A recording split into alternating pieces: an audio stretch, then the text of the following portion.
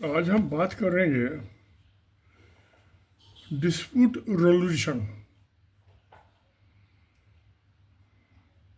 Society में, समाज में। और उसके लिए हमें प्रेसिडेंट देखने पड़ेंगे। जैसे कोर्ट में भी होता है, सुप्रीम कोर्ट में, कि पहले क्या जजमेंट हुआ था किस मामले में, तो वो प्रेसिडेंट बन जाता है। उसी के बेस पे उसके बाद के आने वाले जो विवाद होते हैं उसी में जजमेंट होता है। जैसे article 141, article 141 of the constitution of India, कि जो किसी सब्जेक्ट पे सुप्रीम कोर्ट ने जजमेंट दे दिया, उसको भारत की सब हाई कोर्ट और डिस्ट्रिक्ट कोर्ट मानने के लिए बाध्य है। Compulsion, they can not wave away from that.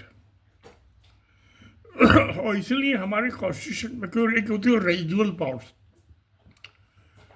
तो जो रेजिडुअल पावर होते हैं कि भाई बहुत, अब सब तो चीज़ नहीं लिखी जा सकती कॉन्स्टिट्यूशन में या किसी भी एक्ट में या बाई लॉ में, नहीं लिखी जा सकती, नामुमकिन।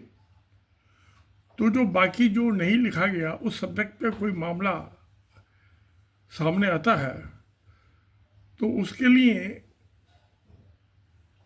रेजिडुअल पावर्स होती हैं स्टेट के पास। तो ये अंग्रेज़ों के ज़माने से, जब से ये ईस्ट इंडिया कंपनी के ज़माने से ही, और उसके बाद ब्रिटिश रूल 1858 से, तो रेजिडुअल पावर्स जो थी स्टेट्स के पास थी। मगर उसको 26 अमेंडमेंट में ख़त्म कर दिया।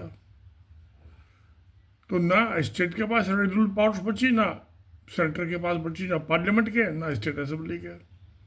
किसी ना किसी के पास तो होनी चाहिए। मगर उसके लिए उन्होंने आर्टिकल 242 इन दी कॉन्स्टिट्यूशन इंडिया में सुप्रीम कोर्ट को दे दिया है कि एब्सोल्यूट जस्टिस के लिए वो कोई भी फैसला ले सकती है। उसमें कॉन्स्टिट्यूशन का प्रोविजन हो किसी लॉ में या ना हो। ऐसे ही जो आर्टिकल 226 रीड विद सेक्शन 151, तो 226 तो हो गया कॉन्स्टिट्यूशन इंडिया में, high court is empowered to admit and hear petitions. और section 151 CPC, civil procedure code 1909, उनको एब्सोल्यूट पावर्स है हाई कोर्ट्स को और डिस्ट्रिक्ट कोर्ट्स को कि वो इंसाफ के लिए किसी की भी बात सुन सकती है, बेशक वो पिटिशन ना हो, रिस्पोंडेंट ना हो। दैट डू अमाउंट, बड़ी अच्छी बात है। हमारा 1909 का कॉन्स्टिट्यूशन जो कि 1886 में, 1885-86 में हाई कोर्ट्स बन गई थी और डिस्ट्रिक्ट कोर्ट्स भी उस आ गई थी लगभग उसी टाइम में। तो ये सेक्शन 151 सिविल प्रोसीजर का, ये भी बहुत इम्पोर्टेंट है। और आज भी 1909 से लगा के और 2024 तक, अब दिसंबर चल रहा है, ख़त्म होने को आ गया 2024 का, तो ये सेवा कर रही है इंसानों की। और article 32 read with article 142 of the constitution India, supreme court is empowered to do complete and full justice. Read Article 226, Article 226 of the Constitution of India. Read with Section 151 of the Civil CPC. वो भी complete और full justice render करने के लिए enough है। तो एक तो ये रास्ता है, अच्छा इससे हो जाए। मगर आप ये देखिए कि यूरोप, इसी टाइम उन्होंने सारी दुनिया पर राज किया। क्या Latin America, Brazil, Argentina, India, Egypt, African countries पे क्यों किया, कैसे किया? तो अब देखिए कि 1882 में जो ये बम्बई में ये राजस्थान के ये अफीमची थे, ओपियम गांजे की खेती करने वाले एक्सपोर्टर, तो चीन की गवर्नमेंट ने उस टाइम जो किंगडम थी उन्होंने कुछ कंट्रोल करने की कोशिश की। बाद में बहुत अफीम खाते हैं, नशे में पड़े रहते, काम धाम नहीं करते, तो उन्होंने पाबंदी लगाई, तो उनका राजधानी मारवाड़ी का बिजनेस ठप होने लगा। इन्होंने ईस्ट इंडिया कंपनी और इंग्लैंड के भी किंग को कुछ ब्राइब भिजवाई। रिश्वत के बिना तो कुछ काम होता नहीं है ना, ब्राइबरी के। वो एज ए गिफ्ट भिजवाई थी किंग को, किंग तो रिश्वत लेता नहीं है। हाँ, ईस्ट इंडिया कंपनी के मुलाजिमों ने डायरेक्टर्स ने ब्राइब ली थी, वो तो खूब जम के लेते थे। तो 1882 में जब ये वार हुई इस चीज़ को लेके भी, तुम हमारा एक्सपोर्ट कैसे बंद कर दिया तुमने इंडिया से, हमारी ये बिजनेस मैनों की तो इनकम थी इससे, मारवाड़ियों की। तो चाइना की फौज हार गई, एक ट्रीटी हुई, संधि हुई 1882 में, 1842, और उसमें उन्होंने लड़ाई का जो हर्जा खर्चा हुआ था उसके लिए ईस्ट इंडिया कंपनी को अपना एक हांगकांग का इलाका था, वो 99 ईयर्स के 99 साल की लीज पे दे दिया। ऐसा होता है। मुझे भी जब प्राइम इंडिया ने प्लॉट अलॉट किया था 1976 में दिल्ली में, तो लीज पे ही था वो, सबको भी हुआ लीज पे, मैं कोई अनोखा थोड़ा ना था। तो एक तो बात हो कि लीज पे दे दो, झगड़ा खत्म, उसको एनुअल ग्राउंड रेंट पे करते दो लेसर को, जो जमीन का मालिक था। एक किस्म का किराया हो गया, किराए पे दे दिया हांगकांग को। तो अब मैं कहता यूरोप का तकरीबन 30 कंट्री और 44 करोड़ की पॉपुलेशन है, वो लैंग्वेज वाइज है, भाषावर सब शांति से चल रहा है यूरोप, कोई झगड़ा नहीं है। 1944 के बाद तो सेकंड वर्ल्ड वॉर खत्म हो गई थी, उसका कोई झगड़ा नहीं है। अब छोटे मोटे तो होते रहते हैं झपटबाजी। तो दूसरा कि language wise creation of nation states, जो आज़ाद मुल्क हो। अब इस मामले में काफ़ी कार्रवाई हुई। आज़ादी से पहले 47 में इंडिया पाकिस्तान को,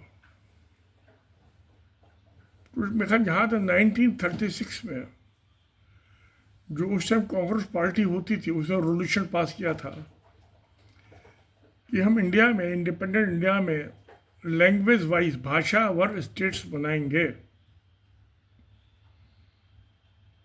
तो अच्छी बात थी, होनी भी चाहिए। अब भाषा में आपकी भाषा नहीं जानता, आप मेरी भाषा नहीं जानता, हमारा आपका क्या रिश्ता, कोई रिश्ता नहीं है, कोई दोस्ती नहीं है, कोई मोहब्बत नहीं है, कोई दुश्मनी भी नहीं है। तो 1956 में सबसे पहले आंध्र प्रदेश में एजुकेशन चालू हुआ था। एक सज्जन भूख हड़ताल पे बैल गए, 42-44 दिन बाद उनका देहांत हो गया, खुदा को प्यारे हो गए, पता नहीं कहाँ गए।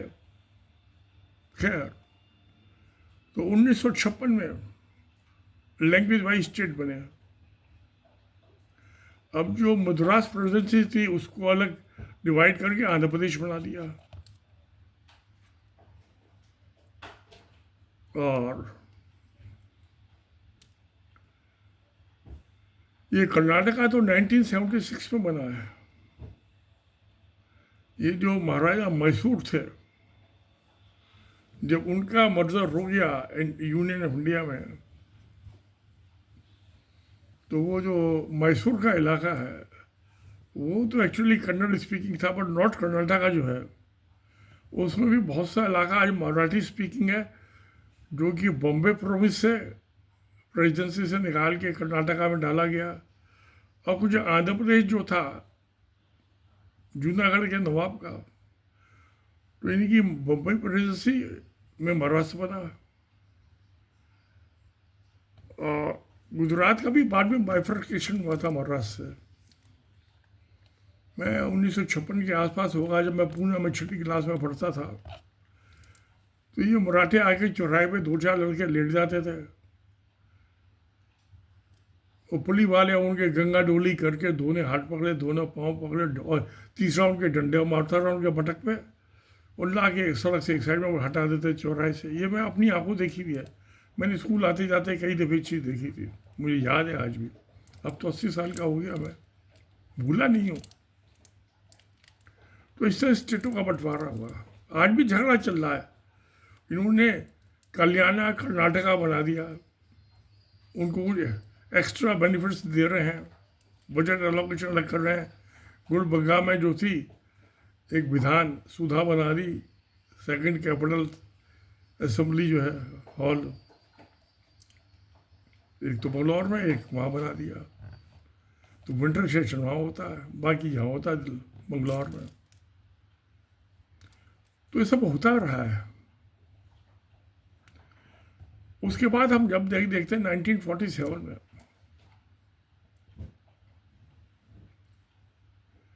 यहाँ तक 560 रजवाड़े थे, प्रिंसली स्टेट्स थी। और article 291 of the constitution of India, उसके मुताबिक उन्होंने एग्रीमेंट साइन किया। बहुत सुने दबाव में जबरदस्ती साइन कराए गए, कुछ ने अपने आप ही साइन कर दिया, कुछ ने नहीं भी किया 47 में। जैसे कि जम्मू कश्मीर के महाराजा, जूनागढ़ के नवाब साहब, हैदराबाद के निजाम साहब, त्रावणकोर और कोचीन के महाराजा, नहीं किया उन्होंने।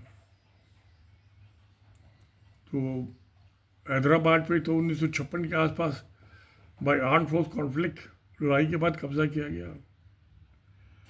हैदराबाद पे। जम्मू कश्मीर का मामला भी बाद में हुआ, साइन किया उनको महाराजा हरि सिंह ने। और 51 के बाद जो था त्रावणकोर और कोचीन के महाराजा ने साइन किया था। 47 उनका कुछ नहीं हुआ था। तो ये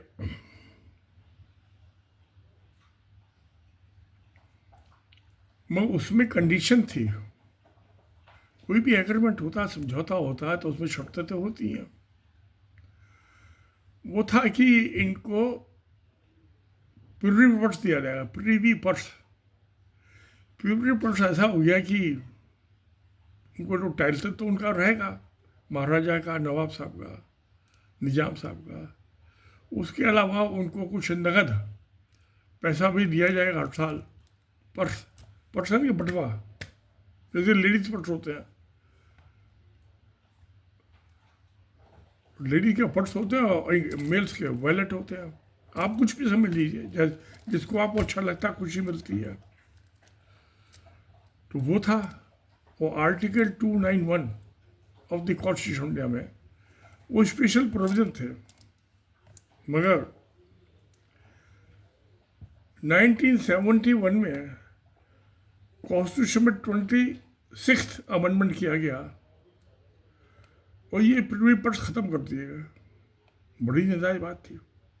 तो एक समझौता हुआ है, आप उसको वायलेट कर रहे हो, उसको ख़त्म करके कॉन्स्टिट्यूशन में हुआ जो गवर्नमेंट का वो होती है। तो प्रिवी पर्स बंद कर दिए, उनको जो एनुअल ग्राउंड मिलता था वो ख़त्म कर दिया, उनके टाइटल ख़त्म कर दिए। 26वां कॉन्स्टिट्यूशन अमेंडमेंट इन 1971।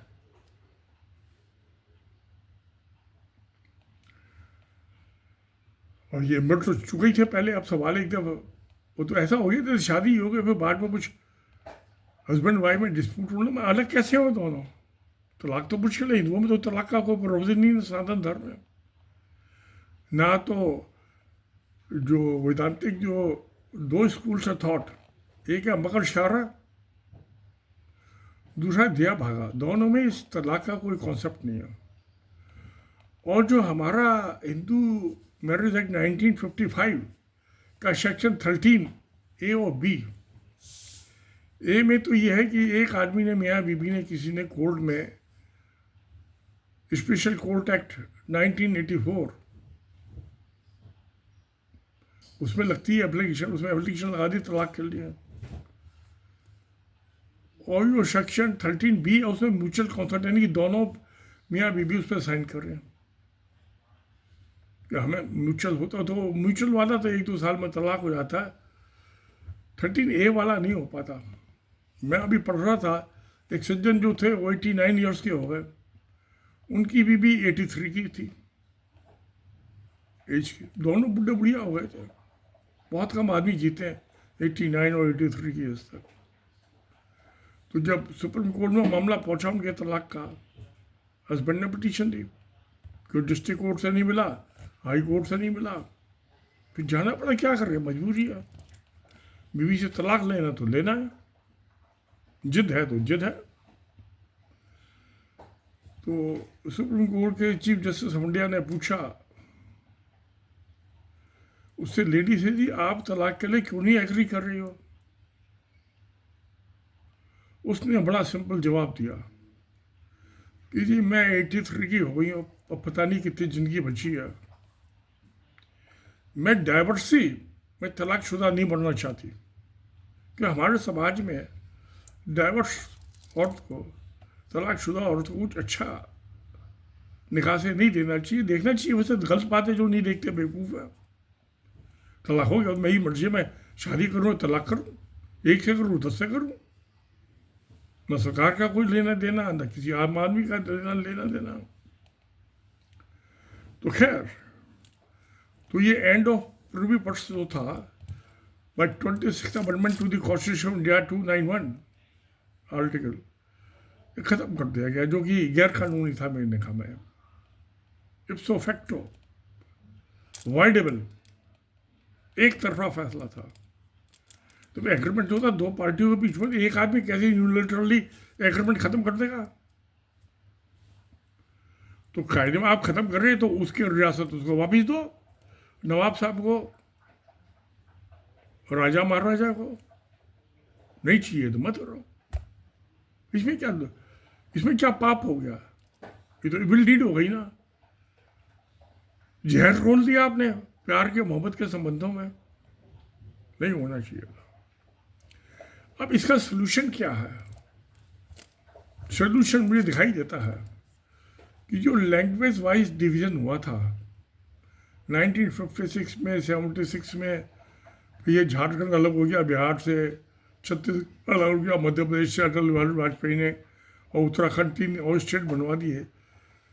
ये जैसे यूरोपियन यूनियन में तकरीबन 30 इंडिपेंडेंट सॉवरेन कंट्रीज हैं, ऐसे इंडियन जो ये स्टेट्स हैं, इनको नेशन में कन्वर्ट कर दिया जाए यूरोपियन यूनियन की, यूरोपियन कंट्रीज के लैंग्वेज वाइज। तो हर देश जो है अपनी भाषा के मुताबिक जो है एक आज़ाद, इंडिपेंडेंट, समभूम कंट्री होगा। इससे सोल्यूशन हो जाएगा। Solution number 1। सोल्यूशन नंबर 2, जो लैंड डिस्प्यूटेड है, इलाके डिस्प्यूट है, जैसे 1842 में चाइना ने ब्रिटिश को, क्राउन को दे दिया ये हांगकांग 99 ईयर्स की लीज पे। ऐसे उस इलाके को 99 ईयर्स की लीज पे दे दिया जाए, एनुअल ग्राउंड रेंट पे, पॉकेट में नहीं। तो सेकंड ऑप्शन ये है सोल्यूशन। अब आपकी जो मर्जी, आप वो ऑप्शन ले लीजिए, आज़ादी है सबको। अब लेसर तो हो गया वो स्टेट, और लीजी कौन होगा? लीजी बना दिया अब चाइना को, क्योंकि उनके पास पैसा बहुत है और बड़े काबिल आदमी हैं। ये नरेंद्र मोदी जो है, ये तो डरता है चाइना से। अब इसमें से बहुत सा तो इलाका, जैसे आसाम है, 600 साल तक आसाम और नॉर्थ ईस्ट में अहूम किंगडम, 1826 1826 तब जो थी अहूम किंगडम थी। और अहूम कौन थे? यूनान प्रोविंस जो चाइना की है, वहाँ से आए थे और 600 साल तक राज किया। वहाँ बर्मा आए थे, नॉर्थ बर्मा से। तो ये इलाका तो एक्चुअली फिर उनका जो डीएनए है, उनकी शक्ल सूरत जो है, ये आसाम का नॉर्थ ईस्ट का आज भी वही है। वो 600 साल के तो बहुत लंबा टाइम होता है ना। तो वो चाइना को अभी दे दो, झंझट खत्म, प्यार मोहब्बत पूर्वक, जैसे अंग्रेज चले गए थे हिंदुस्तान को छोड़ के, प्यार मोहब्बत। तो चीन में जो लेना चाहे उसको सौंप दो ही है। अब बचा डिस्प्यूट जम्मू कश्मीर का और ये जूनागढ़ का। जम्मू कश्मीर के महाराजा ने इंडिया के साथ में शामिल होने का साइन कर दिया इंस्ट्रूमेंट एसोसिएशन। जूनागढ़ के नवाब साहब ने 1 महीने बाद ही पाकिस्तान में शामिल होने का इंस्ट्रूमेंट एसोसिएशन शामिल कर दिया। अब जो ये एडवर्स पोजीशन हो गया, मालिक कौन, कब्जा किसी का है, डिफैक्टो पोजीशन किसी का, और डी जूर लीगल मालिकाना हक किसी का। ये दोनों यही हुआ है। तो इसको जो है, इसको भी चीन को दे दो लीज पे। पाकिस्तान दे सकता, कुछ इलाका तो उसके पास है। एक कागजी साइन करना है ना लीज का, 99 ईयर्स की दे दो, और चाहे 999 साल की दे दो। कोई जो जैसे बम्बई है, बॉम्बे आज का मुंबई है, इसमें कलेक्टर्स प्रॉपर्टी का, क्योंकि ये पुर्तगीज कॉलोनी थी बम्बई, गोवा पुर्तगीज कॉलोनी थी। तो पुर्तगाल में 999 साल 999 ईयर्स की लीज होती थी। या था वो 999 बहुत लंबा हो जाएगा, आई डिसलाइक। 99 साल की लीज हो जाए, वो जैसे मुझे हुआ था प्लॉट 90 ईयर्स की तरह। वो 99 ईयर्स की लीज पर चीन को दे दो। और जैसे हांगकॉन्ग जो था ब्रिटिश रूल से चाइना के बाद आ गया, ये आ गया था 1997 में।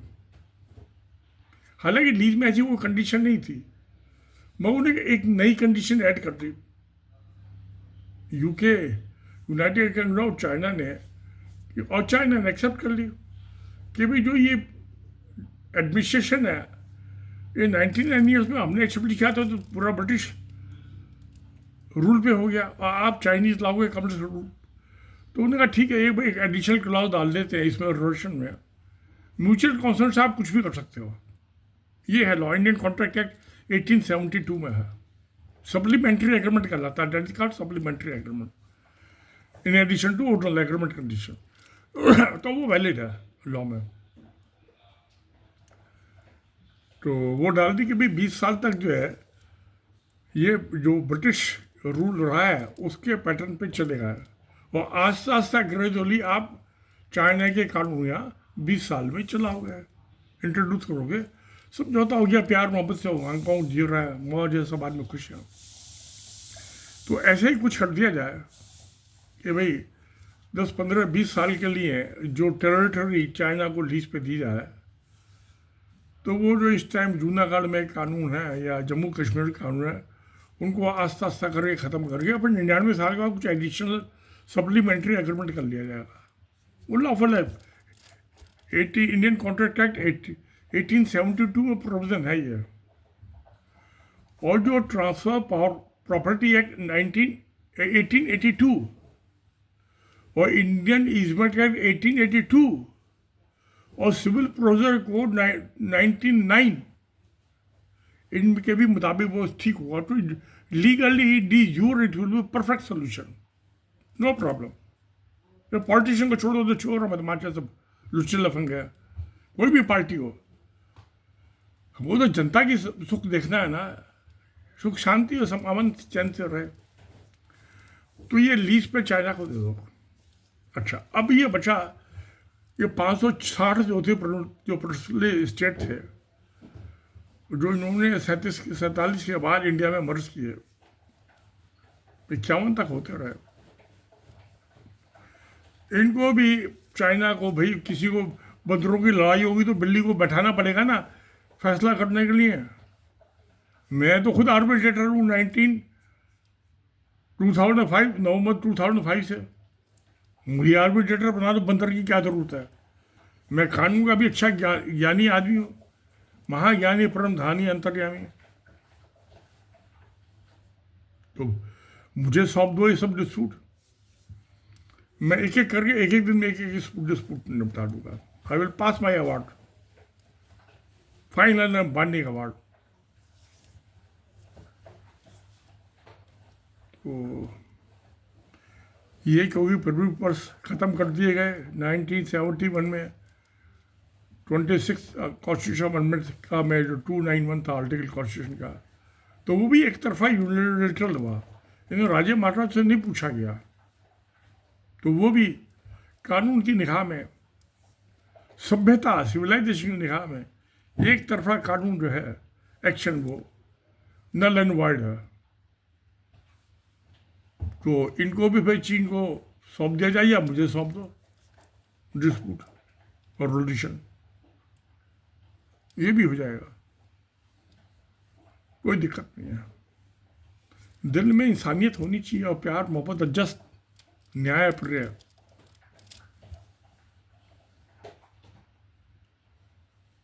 अब बचा झगड़ा रह गया उत्तराखंड और हिमाचल। असम का तो मैं बता चुका, उसको दे दो चीन को वापस। दूसरा चीन, वो सब चीनी मूल के आदमी हैं, उनका डीएनए चाइनीज है, शक्ल सूरत चाइनीज है, आपकी मेरी जैसी नहीं है। दफा करो उन्हें, हम जो उनका आप सर पर अपने सर पर भूजा छोड़ रहे। और जो ये सिक्किम था, ये चोग्याल के टेरिटरी जो कि तिब्बती थे, वहाँ इंडियन गवर्नमेंट ने नेपालियों से गड़बड़ करा के तो 1975 में उस पर कब्जा कर लिया। वो कब्जा गैर कानूनी है, तो उसको तो चीन को जो है उनकी, क्योंकि चोग्याल साहब जो थे उन्होंने तो आज तक साइन किया, भी उनकी 3-4 साल पहले डेथ हुई है इंडिया में मर्डर का इंस्टीट्यूट असेसन। उनके बड़े बेटे का ये सीआरपीएफ के टक्कर मार दूँ का देहांत हो गया। छोटा बेटा जो है वो लामा बन गया, वो नेपाल चला गया। वो गंगटोक आता है कभी कभी अपने पिता की जो है समाधि पे फूल चढ़ाने, साल में 2-3 दिन के लिए आता है अभी भी। तो चीन जो है उससे बातचीत करके और ये सिक्किम जो है उसको लीज पे दे दे 99 ईयर्स की चाइना को। और जो ये दार्जिलिंग दोआब का इलाका है जो बंगाल के एडवर्स पोजीशन में है, गैर कानूनी कब्जे में, ये चीन ने, चोग्याल ने 99 ईयर्स की लीज पे ईस्ट इंडिया कंपनी को दिया था। क्योंकि कलकत्ता में एक कैपिटल थी, वहाँ गर्मी बहुत होती है, कलकत्ता पसीने आते रहते हैं। तो जो ब्रिटिश अफसर थे, वो इंग्लैंड में तो अच्छा मौसम होता है प्यारा, तो उनको उन्होंने दार्जिलिंग में अपनी फैमिली और रखने के लिए वो लीज पे दिया था 99 ईयर्स की। वो लीज 1942 में कंप्लीट हो गई। तो बंगाल का जो है इलाका और सिक्किम वाला 1999 ईयर्स की लीज पे ये चाइना को दे दो। मोदी कुछ नहीं कर, डरपोक गिदड़, तो ये झंझट निमट जाएगा। अब हिमाचल जो था और ये उत्तराखंड,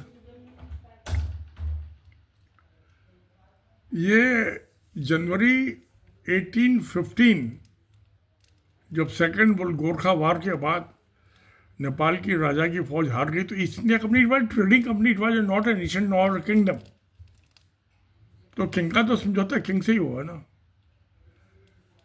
तो मैं ये जो 1826 का ओहम किंगडम से जो समझौता है और जो नेपाल के किंग से जनवरी 1815 की जो एग्रीमेंट है, मेरी निगाह में वो नल एंड वाइड है। तो अब जो डिस्प्यूट है ये भी जो उत्तराखंड है और हिमाचल का वो भी चीन को दे दो लीज पे, झगड़ा खत्म। तो जो इलाका डिस्प्यूटेड हो उसको, क्योंकि जैसे चाइना ने हांगकांग को ले लिया इंग्लैंड से वापस यूके से, ऐसी 19 ईयर्स के बाद देख लेंगे क्या होगा, किसको चाहिए। तो भारत की जनता को भी कुछ आज़ादी में सुख लेने का मौका मिलेगा, इस पुलिस स्टेट से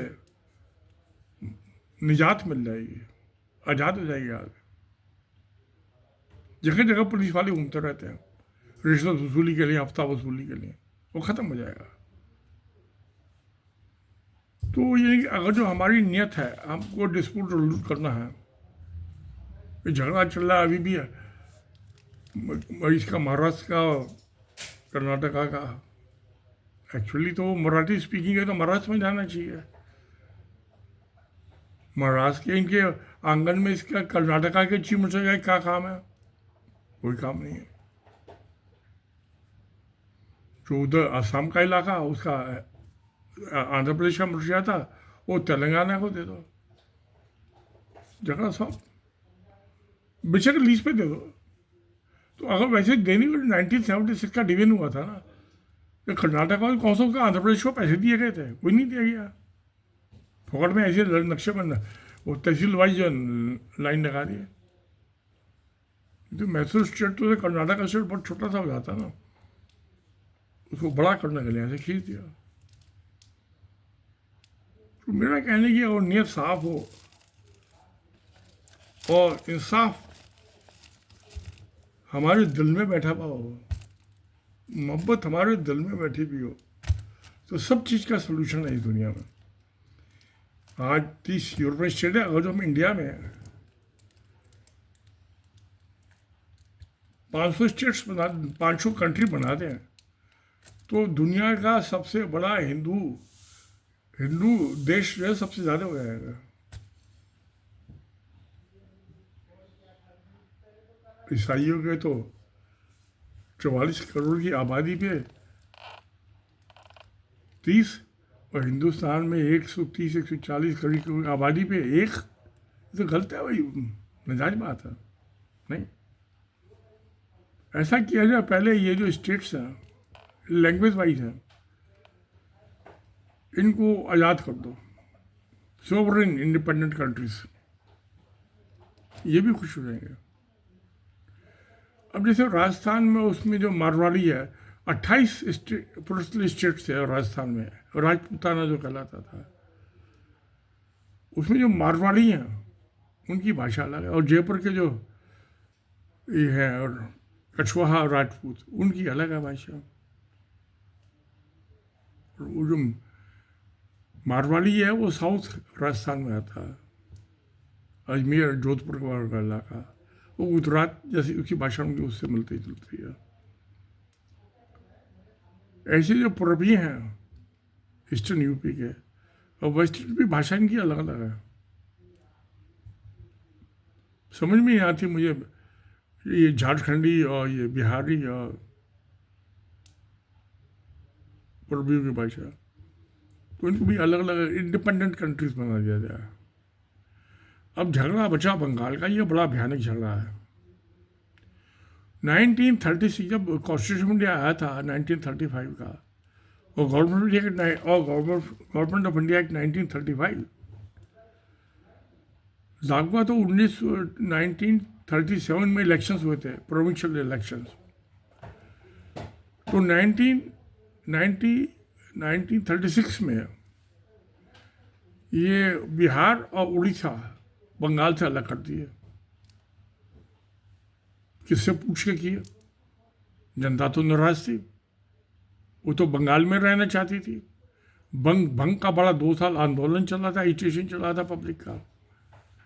और अब जो बाद में फिर वाजपेयी के टाइम में झारखंड को बिहार से अलग कर दिया, उसके भी टुकड़े टुकड़े कर दिए। ये टुकड़े टुकड़े गैंग के आदमी थे, वाजपेयी भी और नेहरू भी। इनको आज़ादी पसंद नहीं थी।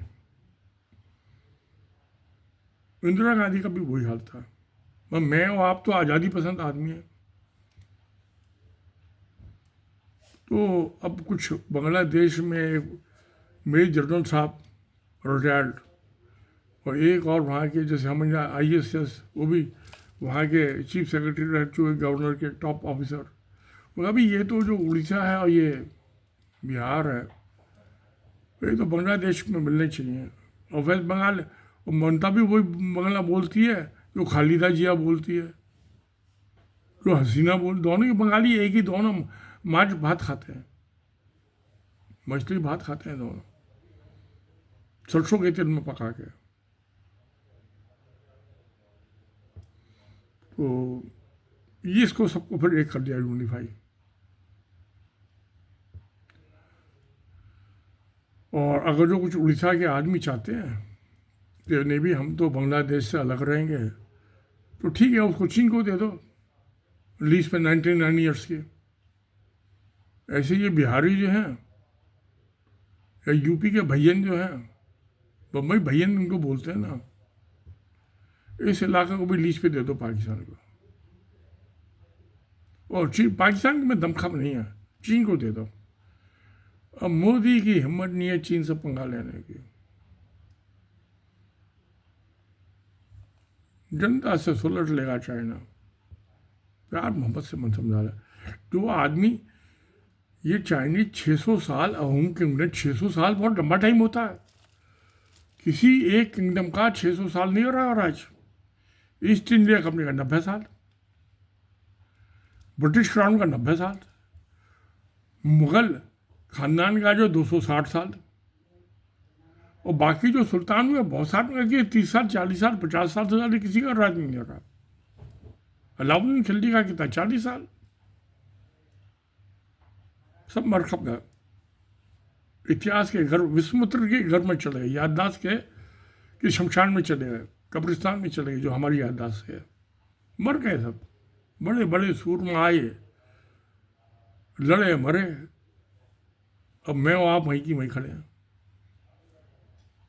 तो इसलिए हमें सोचना चाहिए कि कैसे इंसाफ हो, और जो डिस्प्यूट है उसको चीन को सौंप दो, चीन सुलझता रहेगा अपने आप। हमें क्या लेना देना, हम तो शांतिपूर्वक रहेंगे। अब 80 साल के हो गए, 10-20-30 साल जितनी जिंदगी बची है जी लेंगे। स्वामी कल्याण देव जो थे 124 साल के मर गए थे। शुक्रताल वाले जो थे मुजफ्फरनगर डिस्ट्रिक्ट में, मेरी उनसे कई दफ़ा मुलाकात हुई, मेरा उनसे कॉन्फ्लिक्ट क्यों आता था कि मैं कानून की बात करते थे और धर्म की बात करते थे। कानून और धर्म दो अलग अलग चीज़ें, कोई वास्ता नहीं है। एक मेरी महर्षि महेश योगी, वो भी 124 साल के मर रहे थे, वो तो यूएस में मर रहे थे। मुझे 2 महात्माओं ने इन्फ्लुएंस किया जिंदगी में। और तीसरे श्री रविशंकर, मैं इनके 5 जो सूत्र हैं सुख और शांति के, उसमें एक पे अमल करता हूँ। बाकी 4 को मैंने झाड़ू मार के, केजरीवाल की झाड़ू लेकर मार के फेंक दिया कूड़ेदान में। एक बात पे अमल करता हूँ। वो क्या है, उन्होंने कहा कि जिस इंसान को भगवान ने ठीक कर रहा, तुम क्या उसको ठीक करोगे? वो ठीक नहीं होगा, तुम उसको ठीक करने के चक्कर में खुद परेशान होगा। वो जो जैसा उसको वैसे अडॉप्ट कर दो, अपना लो उसको। जैसे बीबी जो है, आदमी में बहुत सी उसको बुराइयां दिखाई देती हैं, शादी उसको अडॉप्ट कर लेती है, उसको बदलने की नहीं कोशिश करती। और मेरी बीबी ने कोशिश की और कामयाब भी हो गई। मैं जाड़ा हो, गर्मी हो, बरसात हो, 12 महीने ठंडे पानी में नहाता था। अब दिल्ली में तो ठंड बहुत हो जाती है, यूपी में बहुत ठंड हो जाती है, वो गर्म पानी में नहाती थी। उसको बात पसंद नहीं थी कि मैं गर्म पानी में नहाऊँ ठंड में, और मेरा पति जो है ठंडे पानी में नहाए। आदत थी मुझे, तो बचपन से ठंडे पानी में नहाता था, तो उसने मेरी आदत बिगाड़ दी, स्पॉइल कर दिया। मुझे भी आस्ता आस्ता गर्म पानी में नहलाना शुरू कर दिया। दूसरा तो मैं चाय के साथ कुछ लेता नहीं था, प्योर चाय पीता था, नीट। वो बिस्कुट लेती थी चाय के साथ, तो मैं कहता नहीं, मैं ऐसी चाय पी लूँगा, ठीक है। आस्ता आस्ता मुझे बिस्कुट लेने की आदत डाल दी उसने। तो 2 चीज़ों में आदत ख़राब हो गई थी, चाय का मुझे फीका ही पी, फीकी चाय और बिना बिस्कुट वगैरह के, स्नैक्स के बिना। तो 2 चीज़ों में उसने मुझे अपने रंग में रंग लिया, गर्म पानी में नहाने झाड़ू में, और चाय के साथ बिस्कुट खाना। मेरी आदतें बिगाड़ दी उसने, गुलाम हो गया बीबी का, जोरू का गुलाम हो गया। होता है, कोई बात नहीं होता। अब तो मर गई बेचारी, 22 साल हो गए, और बिगड़ी हुई आदत जो है अभी भी लागू है मुझ पर। डिफैक्ट एंड जूर, कानूनी तौर पे भी और फैक्चुअली बिगड़ गई, सो बिगड़ी आदत। अब 80 साल की उम्र में क्या बदलूं? कुछ बदलने की ज़रूरत नहीं है। तो मेरा तो कहना यह है कि सब प्रेम पूर्वक रहो, समझौते करो। मोहम्मद ने, जो मैं उसको पैगंबर नहीं मानता, मैं उसको मोहम्मद ही कहता हूँ, हज़रत मोहम्मद, उन्होंने अपनी ज़िंदगी में जितने समझौते किए, नाक नीची करके भी समझौते किए, तो नतीजा कि इस्लाम इतना फैल गया, यही वजह है। दूसरी सिंपल भाषा, आप कुरान पढ़िए, उसके एक एक उसमें 3 शब्द हैं, एक आयत में 3 शब्द हैं। पहला तो होगा अल्लाह, पहला अल्लाह, और बाकी 2 शब्द और कि पौधे को भी पानी पे उतना हक है, घास को भी हक है और पेड़ को भी हक है। वो 3 आयतें हो गई। अगर जो मुझे कहे कि अग्रवाल तू कुरान को रिवाइज करके और ठीक करके इसको एक समराइज कर दे, इसका एडिटेड एडिशन पब्लिश करा दे, तो पब्लिक को कुरान को समझने में बड़ी आसानी है। मैं कहा वो मुश्किल हो जाएगा। वेदों में 4 पार्ट में है एक एक श्लोक, और एक एक पार्ट में उसके 4 वर्ड है, तो 4 तक 16 वर्ड हो गए। इसलिए वेदों को समझना उसको बड़े ज्ञानी आदमी का काम है। समझ तो लेता हूँ मैं, मुझे टाइम लगता है। कुरान को बड़ी समझ में आ जाती है उसकी आयत, वो याद करना भी बड़ा आसान काम। मैंने अब वीडियो में बताया था, ये पानी के ऊपर जो था, तो मैं कुरान के जो 5,500 आयतें हैं इसमें, मैं इनको 1,000, 1,200, 1,500 आयतों में कन्वर्ट कर दूंगा। मुश्किल काम नहीं।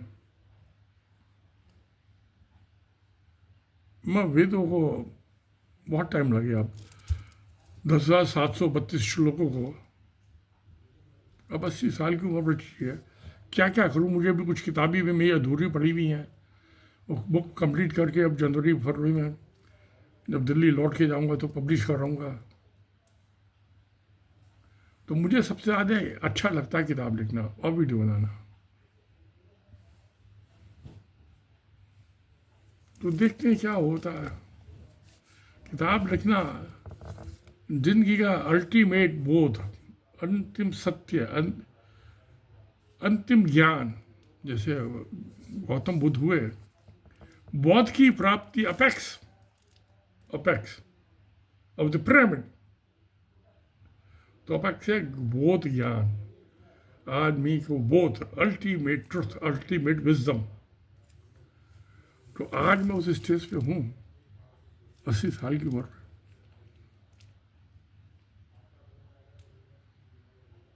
तो अगर ये कुरान को ठीक करके इसको लिखने का मुझे कभी, चलो मैं लिखने की कोशिश करूँगा। अगला जब आएगा, वाटर डे आएगा, शायद जनवरी में आएगा 25 में, तो कुरान की जो वो 6 आयतें हैं पानी के ऊपर, उनको मैं कोशिश करूँगा कि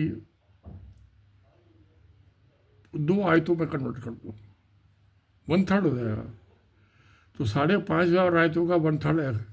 उसी पैटर्न पे और कोई कर देगा, कोई सारा काम करना मैंने ठूंगा कर लेने ठीक कर दिया है। कुछ मैं कर दूंगा, एक बिगनिंग कर दूंगा मैं कुरान के अमेंडमेंट की, संशोधन। कोई माने ना माने, जो ऋग्वेद की भी कोशिश करूंगा कि कैसे इसमें सुधार किया जाए, बिगनिंग कर दूंगा। अब जो ये तो किताब में लिख चुका हूँ, हो सकता है एक सुहानी मौत का सफरनामा। अभी मौत तो हुई नहीं मेरी, तो वो चैप्टर तो लास्ट बचा हुआ है। तो करूँगा कोशिश, देखिए क्या होता है। दोस्तों, आप दुआ करो कि मेरी किताबें जल्दी जल्दी पूरी हों, मैं खुश हूँ, खुशी खुशी इस दुनिया से जाऊँ।